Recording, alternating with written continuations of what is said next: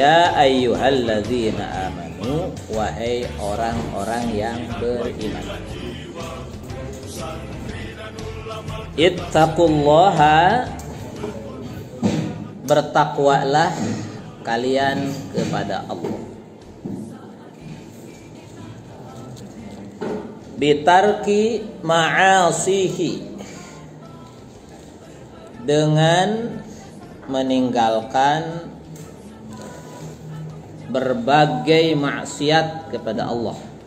Ma'asi bentuk jamak dari maksiat. Bitarki ma'asihi, dengan meninggalkan berbagai maksiat kepada Allah. Wa kunu, dan jadilah kalian semuanya. Kunu fi'il amar dari kana. Kana yakunu kaunan, kainun makunun kun, kuna kunu. Wa kunu, dan jadilah kalian ma'as shadiqin, dzaraf jadi khobar. Wa kunu, dan jadilah kalian ma'as shadiqin, adalah bersama orang-orang yang jujur. Ma'as shadiqin adalah bersama orang-orang yang jujur. Fil imani, dalam hal keimanan. Wal uhudi, dan perjanjian. Bil imani, fil imani, dalam hal keimanan. Wal uhudi, dan perjanjian. Caranya bi antalzamu, dengan cara kalian semua komitmen. Bi antalzamu, dengan cara kalian semuanya komitmen. As-sidqa, pada kejujuran. Kita ulang, cukup simpel ya ayatnya. Ya ayyuhalladzina amanu, wahai orang-orang yang beriman. Ittaqullaha, bertakwalah kalian kepada Allah. Bitarki ma'asihi, dengan meninggalkan berbagai maksiat kepada Allah. Wa kunu, dan jadilah kalian semuanya ma'as shadiqin, adalah tetap bersama orang-orang yang jujur. Fil imani, dalam keimanan. Wal uhudi, dan perjanjian. Bi antalzamu, dengan cara kalian semua komitmen.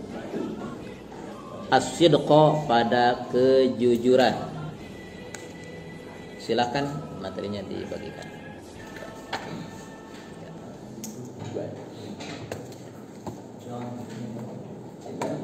Baik, sambil menunggu materi sampai kepada kalian, kita baca bersama-sama.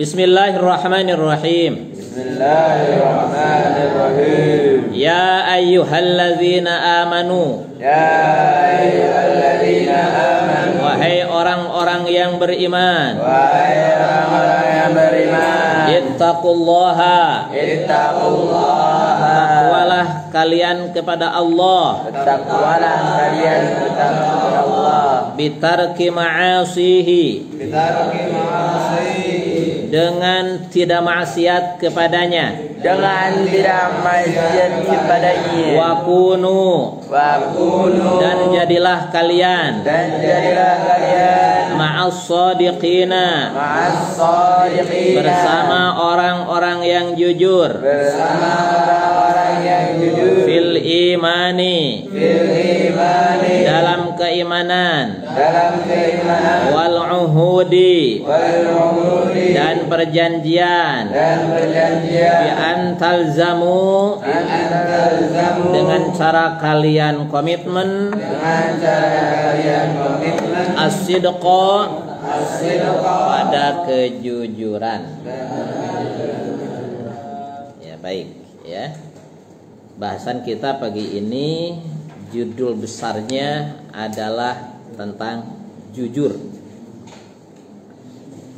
Maroji, rujukan utama bahasan kita adalah surat At-Taubah ayat 119. Ayatnya simpel tetapi mundal, kata orang Sunda. Ya, simpel tapi mundal. Paham enggak? Kandungannya banyak. Ya. Ya ayyuhalladzina amanu taqullaha wa kunu ma'as shadiqin. Ya. Ini slide pertama, jujur itu adalah pilihan. Mau jujur atau nggak jujur itu pilihan. Mana buktinya bahwa jujur itu adalah pilihan? Allah menyediakan pahala bagi yang jujur dan menyediakan siksa bagi yang dusta. Artinya pilihan, mau jujur silahkan, ini ada pahalanya. Mau nggak jujur, ya silahkan juga, ini siksanya. Di dalam surat Al-Kahfi bagaimana? Faman syaa'a falyu'min wa man syaa'a falyakfur. Ya, yang mau beriman silahkan. Faman syaa'a falyu'min, yang mau beriman silahkan. Wa man syaa'a falyakfur. Barang siapa yang mau falyakfur, silahkan kufur. Tapi lihat ayat selanjutnya. Inna a'tadna. Terus inna a'tadna. Lanjut.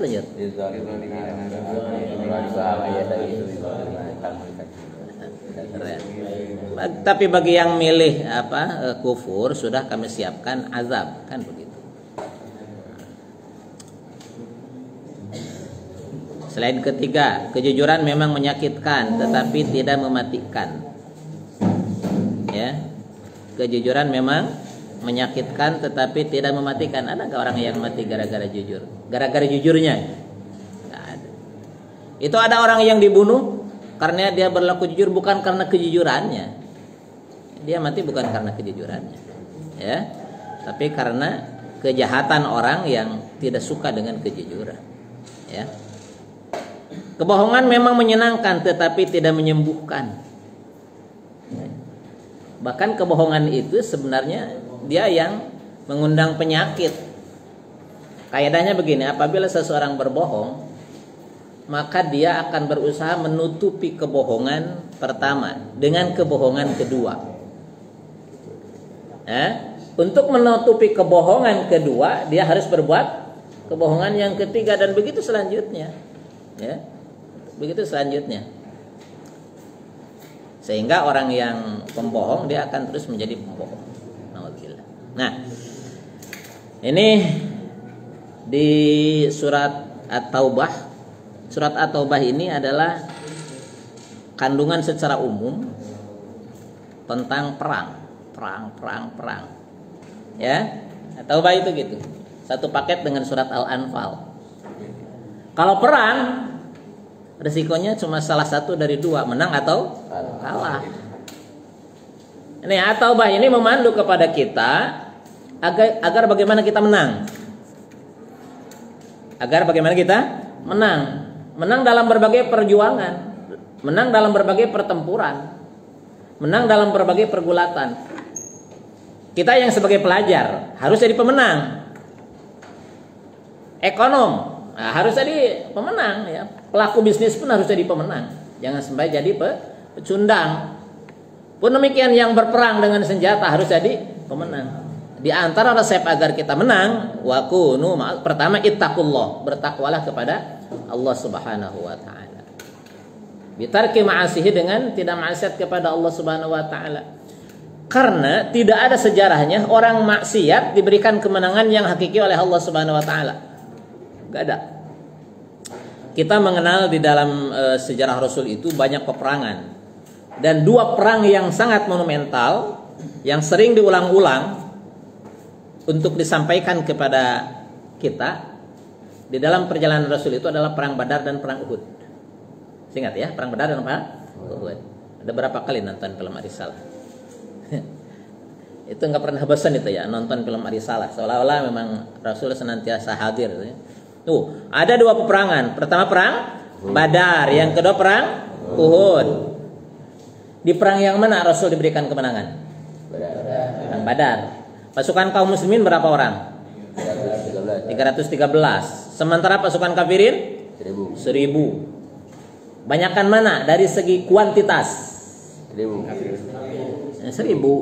ya.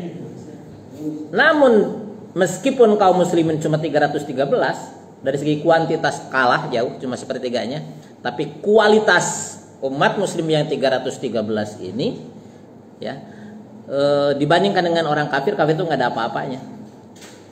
Apa coba yang membuat kualitas kaum muslimin dengan jumlah yang sedikit, tapi Allah Subhanahu wa taala berikan kemenangan? Takwa kepada Allah Subhanahu wa taala. Itu ketakwaan. Kaum muslimin yang 313 ketika melihat pasukan kafir yang 1000 itu, wajar manusiawi kalau ada perasaan gentar. Ya. Ada perasaan gentar. Namun karena takwa kepada Allah, niatnya ikhlas, tidak ada niatan untuk mendapatkan keuntungan yang sifatnya duniawi, ya, Allah memberikan kemenangan kepada mereka. Di antara bentuk kemenangan itu adalah Allah turunkan malaikat. Ya, Allah turunkan malaikat. 1000 malaikat. Ya.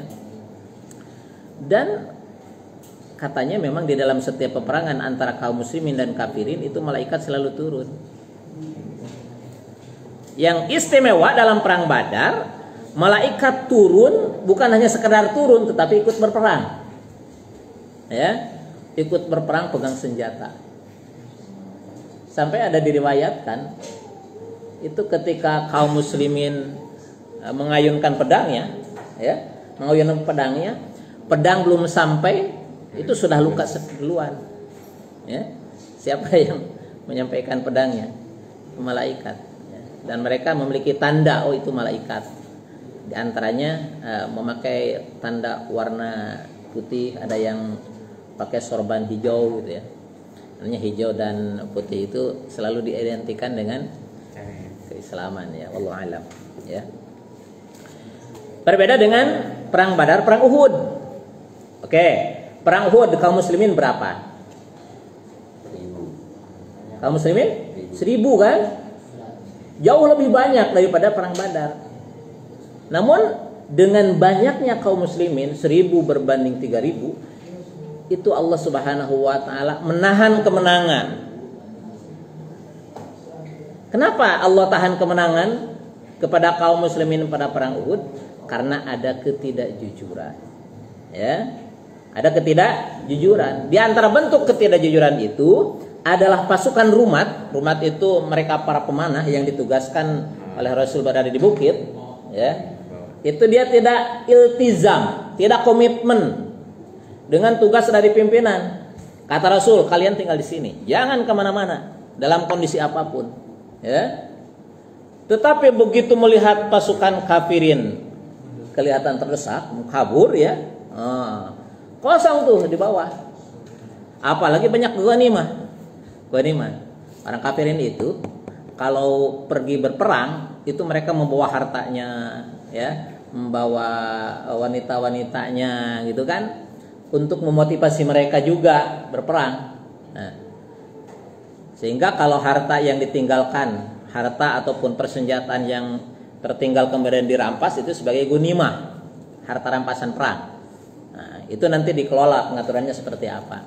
Pun demikian, pasukan yang tertawan itu bisa dijadikan budak, ya, atau juga dipekerjakan atau apa kayak, ya.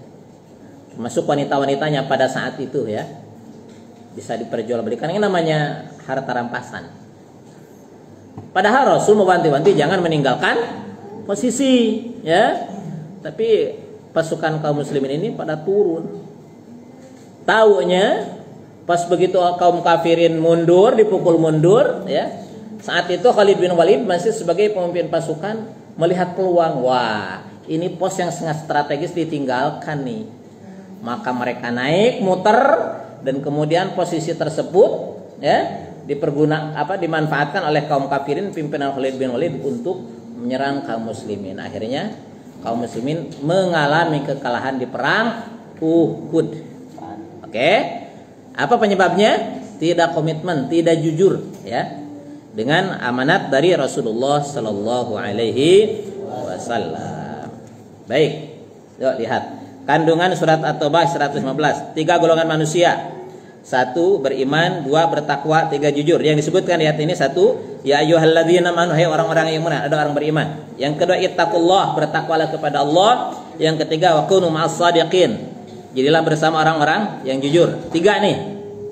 3 karakter utama yang harus dimiliki: beriman, bertakwa, jujur. Kalian belajar akan sukses apabila beriman, takwa, jujur. Bahkan di sini redaksinya perhatikan. Wa kunu ma'as shadiqin. Wa kunu ma'as shadiqin. Bukan wa kunu siddiqon. Tidak, tapi wa kunu ma'as shadiqin. Ma itu bareng. Jadilah kalian bersama-sama orang yang jujur. Berarti harus berkumpul dengan komunitas orang-orang yang jujur. Ya, baik. Keimanan harus dibuktikan dengan ketakwaan. Ya, keimanan harus dibuktikan dengan ketakwaan. Masih ingat? Al-imanu uryanun wa libasuhut taqwa. Ya. Ada kalimat bijak, al-imanu uryanun wa libasuhu at-taqwa. Coba ikuti. Al-imanu uryanun. Al-imanu uryanun Wa libasuhu at-taqwa. at-taqwa. Al-imanu uryanun wa libasuhu at-taqwa. Iman itu telanjang. Ya, iman itu telanjang. Wa libasuhu at-taqwa, dan pakainya adalah takwa. Artinya, pertama, iman penting, bahkan yang paling penting, yang paling mendasar. Kalau nggak ada iman, nggak ada kehidupan. Seperti halnya tubuh itu, ya, tubuh kan kalau nggak ada tubuh, nggak ada kehidupan. Tetapi tidak cukup hanya sekedar tubuh, harus pakai pakaian. Ya, dengan pakaian kan kelihatan identitasnya.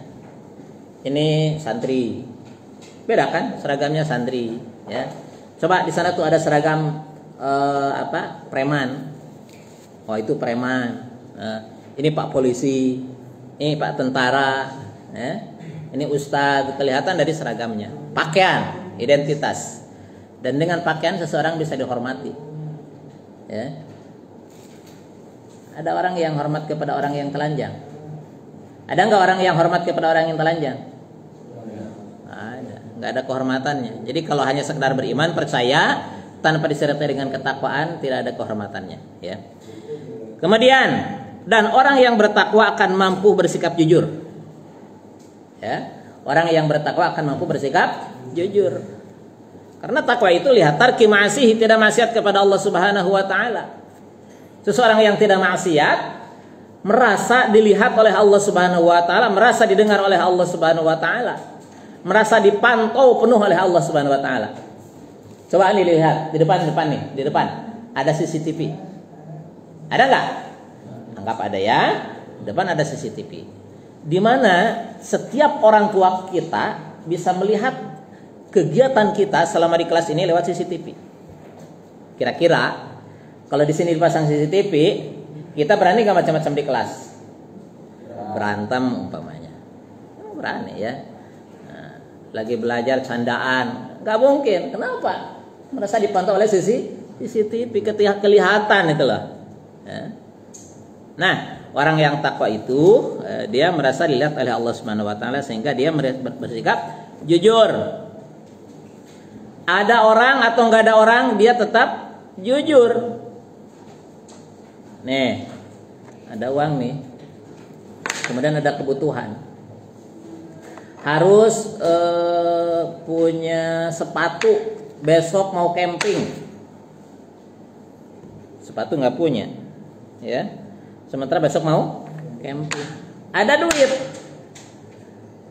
duit kas kelas. Cukup besar juga kan duit kas kelas, ada 575.000. Kas uang kelas kalian kan gitu ya? Lebih? 5 juta ya. Oh iya, 5.750.000 itu kas kelas. Kan bisa saja, nggak ada orang, pakai aja. Betul nggak? Betul tidak? Betul. Apa yang membuat kita tidak melakukan kecurangan? Merasa dilihat Allah, merasa didengar oleh Allah Subhanahu wa taala. Karenanya untuk jadi orang jujur harus jadi orang yang bertakwa. Kenapa para pejabat ketika mereka dilantik mengucapkan ikrar sumpah setia, yang pertama adalah beriman dan bertakwa? Karena iman dan takwa itu yang membuat seseorang bisa berbuat yang terbaik. Karena iman dan takwa seseorang tidak akan melakukan kecurangan. Ya. Baik, perintah di sini adalah jujur dalam ucapan dan sikap, juga bergaul dengan orang-orang yang jujur, ya. Kenapa bukan hanya sekadar cukup dengan dirinya pribadi jujur? Kita membutuhkan komunitas orang jujur untuk menjaga kejujuran itu sendiri. Sekali lagi, kita butuh komunitas orang jujur agar kita bisa menjaga kejujuran kita sendiri. Nah, alhamdulillah, satu kelas berapa orang nih teman kita? 34 ya. 34 jujur semuanya, maka insya Allah kejujuran kita akan terpelihara. Tapi coba seandainya ada yang bergaul bersama orang-orang yang culas-culas semuanya, dia sendiri sebenarnya orang baik, tetapi gabung ke komunitas culas, ya, komunitas garong umpamanya, maka sedikit banyak dia akan tergeser, tergusur, ya, bahkan melebur menjadi orang yang culas juga. Ya, jadi pesan nih kepada yang akan memilih pemimpin nanti. Ini akan memilih pemimpin. Ini kalau ada nih calon pemimpin, dia lihat itu tuh ya, apa latar belakang dia, teman-teman dia, ya. Kalau dalam tataran kenegaraan itu dari partai mana itu kan. Karena tidak cukup secara pribadinya orang baik, dia perlu didukung oleh komunitas yang baik, ya. Ingat dulu ada ucapan salah seorang santri yang tua, ya, malaikat sekalipun kalau sudah masuk ke dalam satu sistem iblis katanya. Nauzubillah. Ya, baik.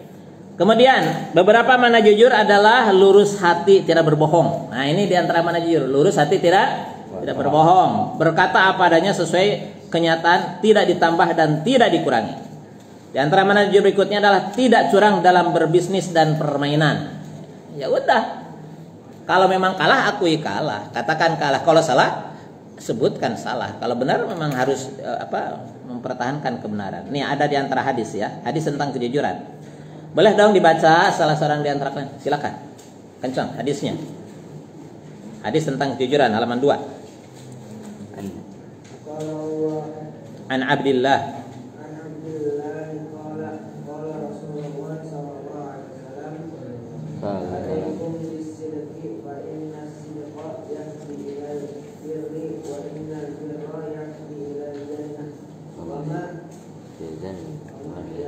wa ma yazalu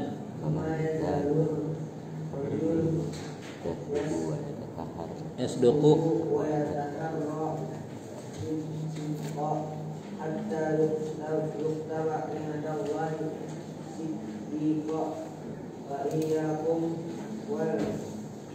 kadiba.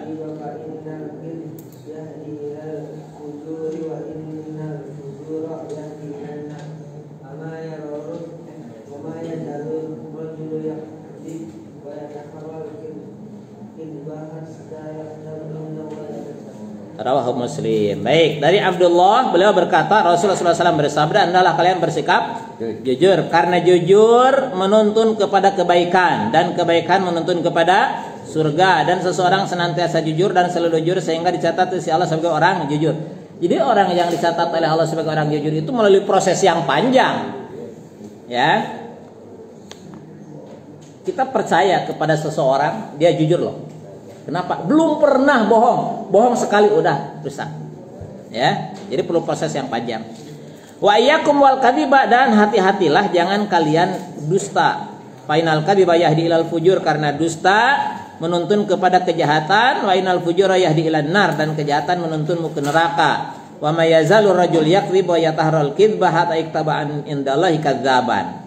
Seseorang senantiasa berusaha dan selalu berdusta sehingga dicatat si Allah sebagai pendusta. Ya. Baik, boleh yang paling sono, paling jauh. Ya, baca hadis kedua, keutamaan bagi orang jujur.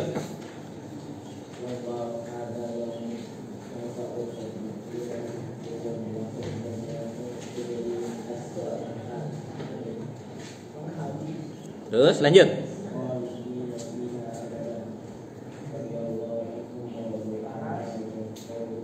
Nah, ini keutamaan bagi orang jujur, ya, ayat 119 surat Al-Maidah. Qala Allahu hadza yauma yanfa'u shadiqina sidqum. Allah berfirman, ini adalah hari yang bagi orang jujur berguna kejujurannya. Mungkin ketika di dunia ada orang jujur dan dia tersiksa dengan kejujurannya. Tapi di hari akhirat justru orang yang jujur akan akan memetik hasil dari kejujurannya. Ya. Apa lahum jannatun tajri min tahtiha al-anhar, mereka mendapat surga yang mengalir sungai di bawahnya. Kandungan hadis tentang jujur. 1. Perintah untuk selalu berlaku jujur, berikut konsekuensinya. Ya. Apa konsekuensi orang jujur? Dicatat sebagai Allah sebagai orang yang jujur, dimasukkan ke dalam surga. Larangan dari berlaku dusta dan curang, berikut konsekuensinya. Apa akibat dari berdusta? Neraka. Timbulnya berbagai dosa penyelewengan diakibatkan ketidakjujuran. Ya. Jadi sangat mendasar sekali.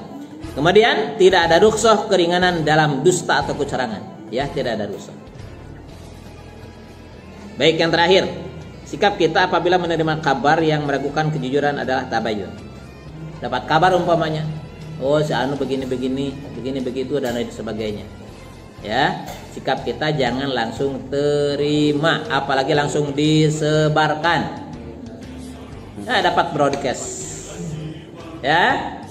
Wah, ini ternyata yang selama ini kita tahu orang baik ternyata dia orang jahat. Jangan langsung terima, tabayyun. Ini Al-Hujurat ayat 6 ya. Coba kita bersama-sama. A'udzu billahi minasyaitonir rajim. Silakan. A'udzu billahi minasyaitonir rajim. Ya ayyuhalladzina amanu. Ya ayyuhalladzina amanu. In ja'akum fasikum binaba'in fatabayyanu.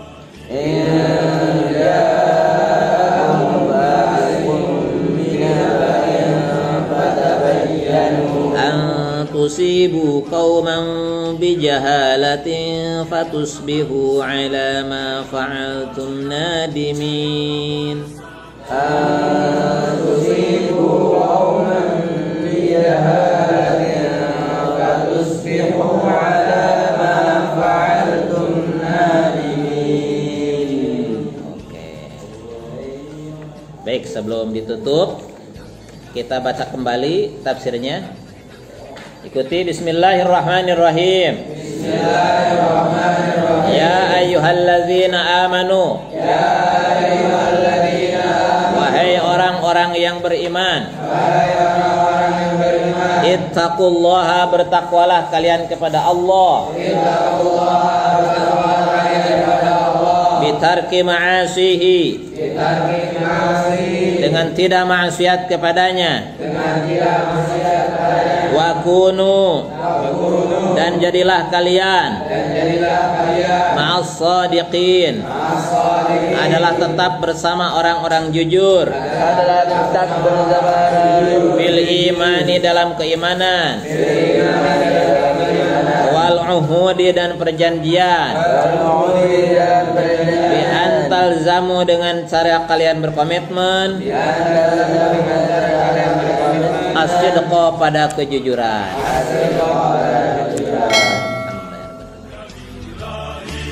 NKRI harga mati. Ayo santri, ayo santri, ayo santri, ayo ngaji dan